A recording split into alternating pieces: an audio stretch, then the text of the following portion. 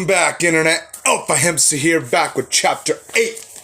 Chapter 8 of Harry Potter and the Sorcerer's Freaking Stone.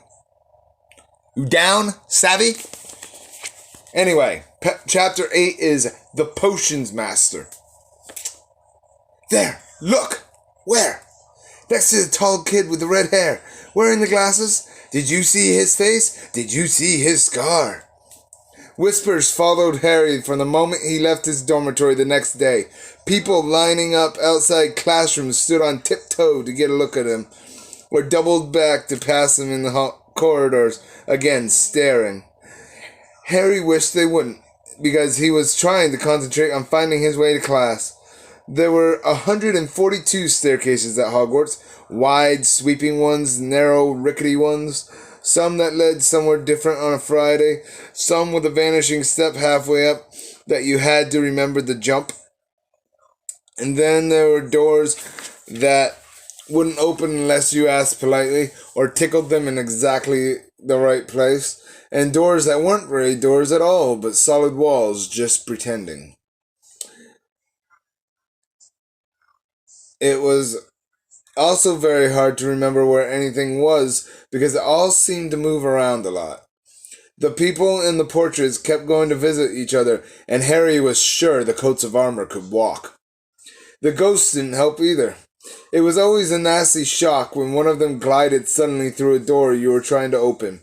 Nearly Headless Nick was always happy to point new Gryffindors in the right direction, but Peeves the Poltergeist was worth 2 locked doors and a trick staircase if you met him when you were late for class. He would drop waste paper baskets on your head, pull rugs from under your feet, pelt you with bits of chalk, or sneak up behind you invisible and grab your nose and screech, "Got your conk!"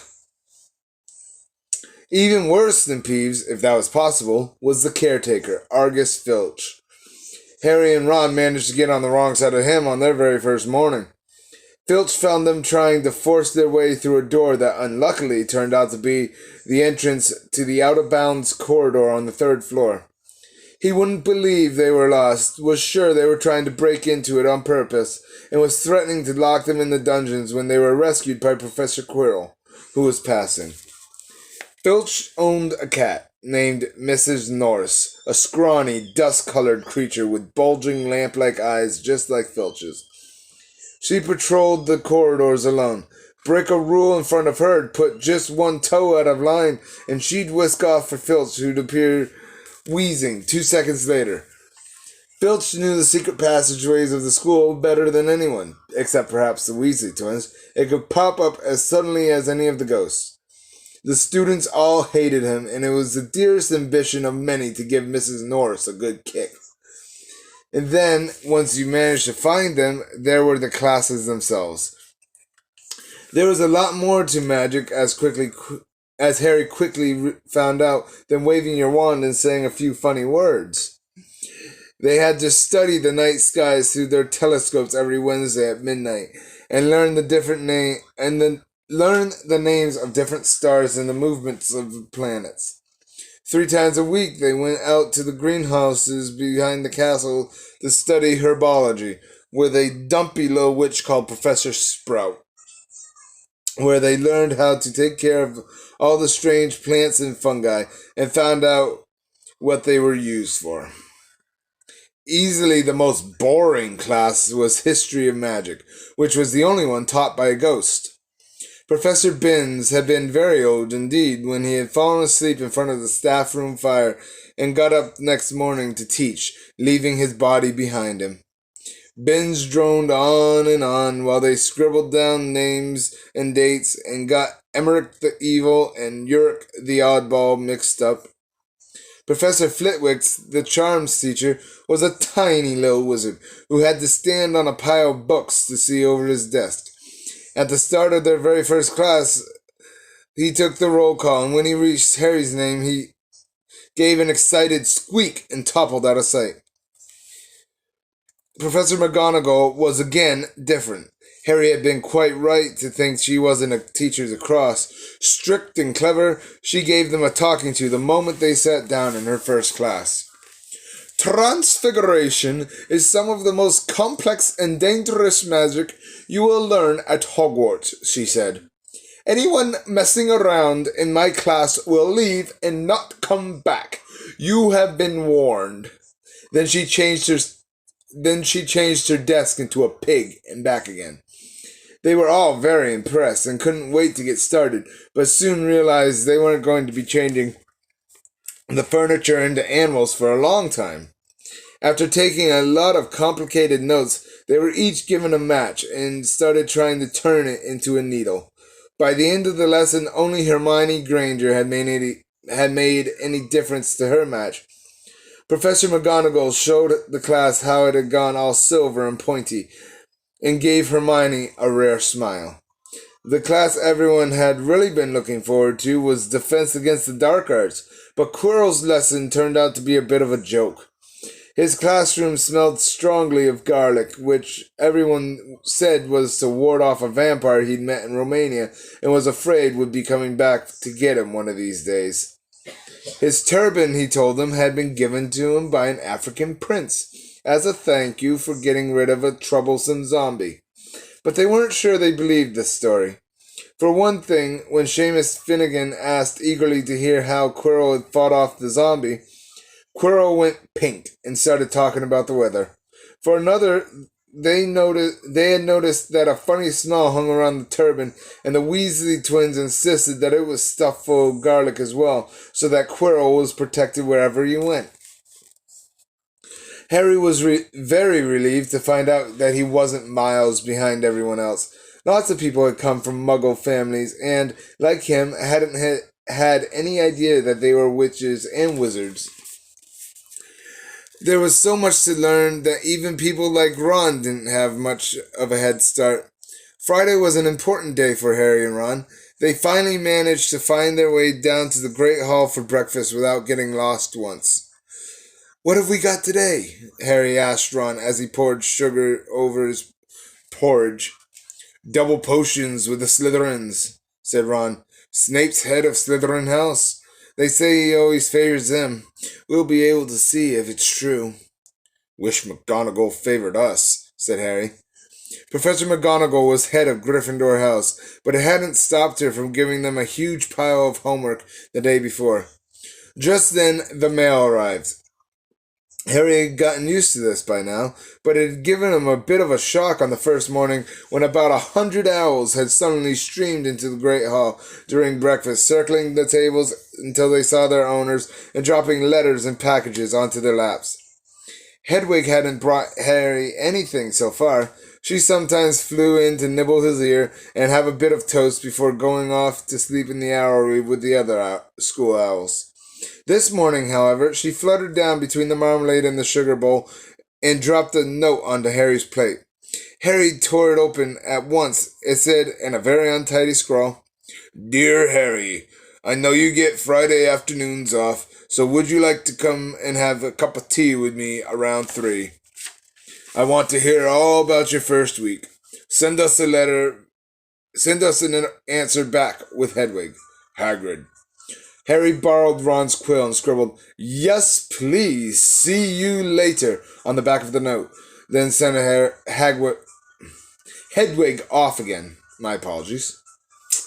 It was lucky that Harry had tea with Hagrid to look forward to, because the potions lessons turned out to be the worst thing that had happened to him so far.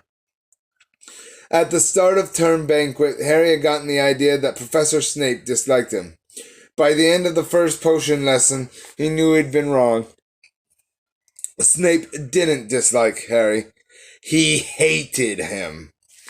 Potions lessons took place down in one of the dungeons.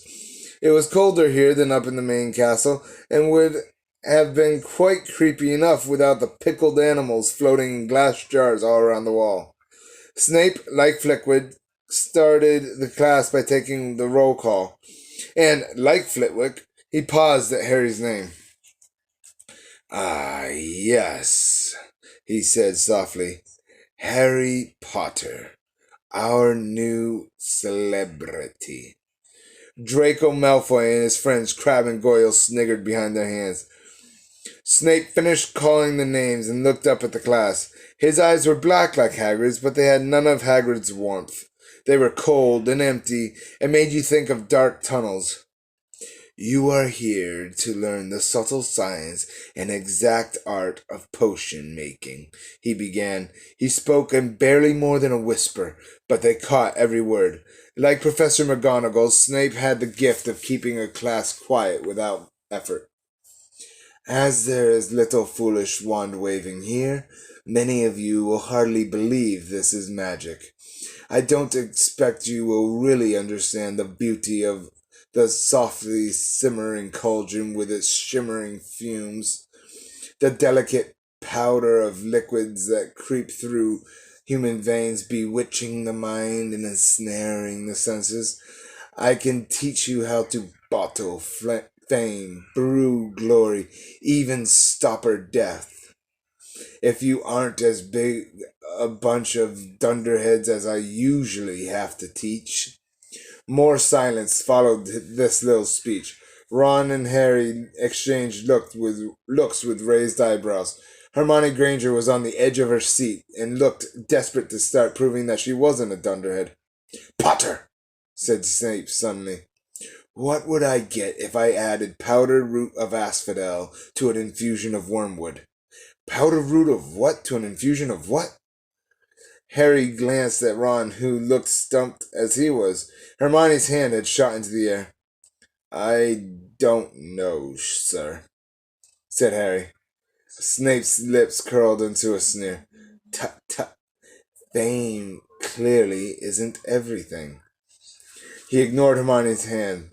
Let's try again, Potter. Where would you look if I asked you to find me a if I told you to find me a beeswar? Hermione's hand stretched as high into the air as it would go without leaving her seat. But Harry didn't have the faintest idea what a bezoar was. He tried not to look at Malfoy, Crabbe, and Goyle, who were shaking with laughter. I don't know, sir. Thought you wouldn't open a book before coming, eh, Potter? Harry forced himself to keep looking straight into those cold eyes. He had looked through his books at the Dursleys, but did Snape expect him to remember everything in 1,000 magical herbs and fungi? Snape was still ignoring Hermione's quivering hand. What's the difference, Potter, between monkshood and wolfsbane?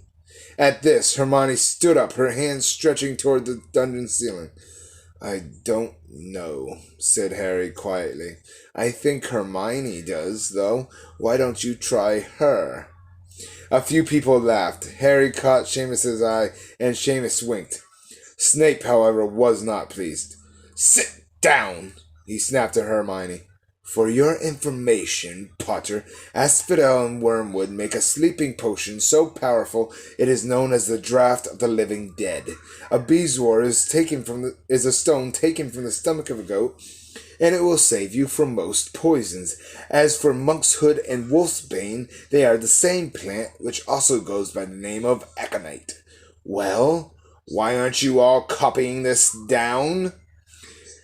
There was a sudden rummaging for quills and parchment. Over the noise, Snape said, And a point will be taken from Gryffindor House for your cheek, Potter. Things didn't improve for the Gryffindors as the potion lesson continued. Snape put them all into pairs and set them to mixing up a simple potion to cure boils. He swept around in his long black cloak, watching them weigh dry nettles and crush snake fangs, criticizing almost everyone except Malfoy, whom he seemed to like.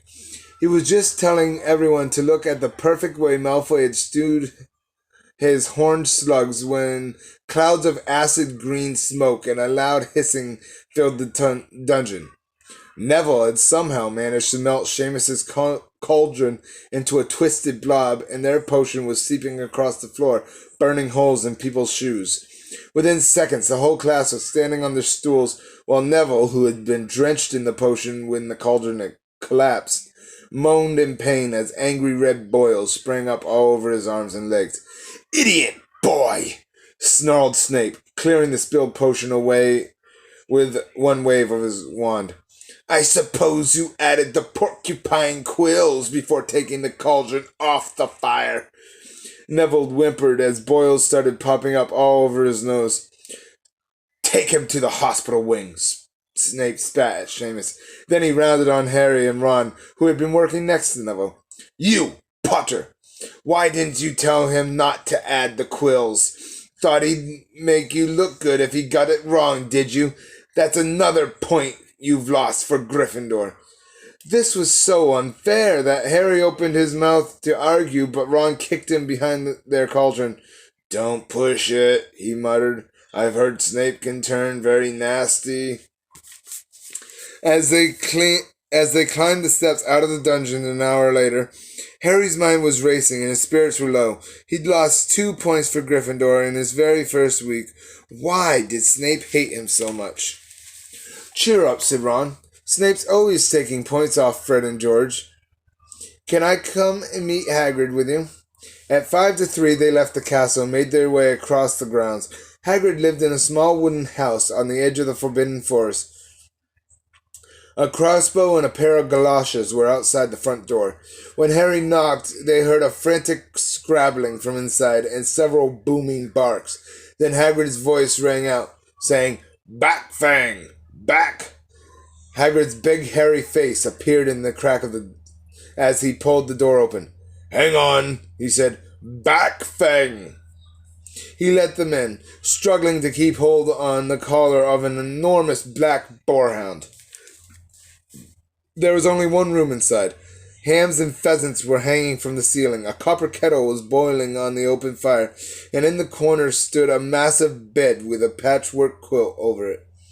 Make yourselves at home, said Hagrid, letting go of Fang, who bounded straight at Ron and started licking his ears.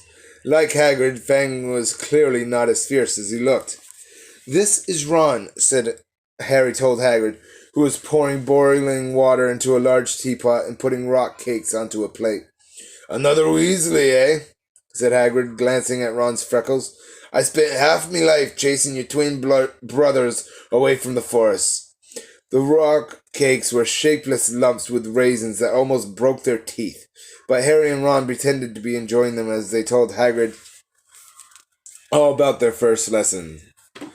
Fang rested his head on Harry's knee and drooled all over his robes.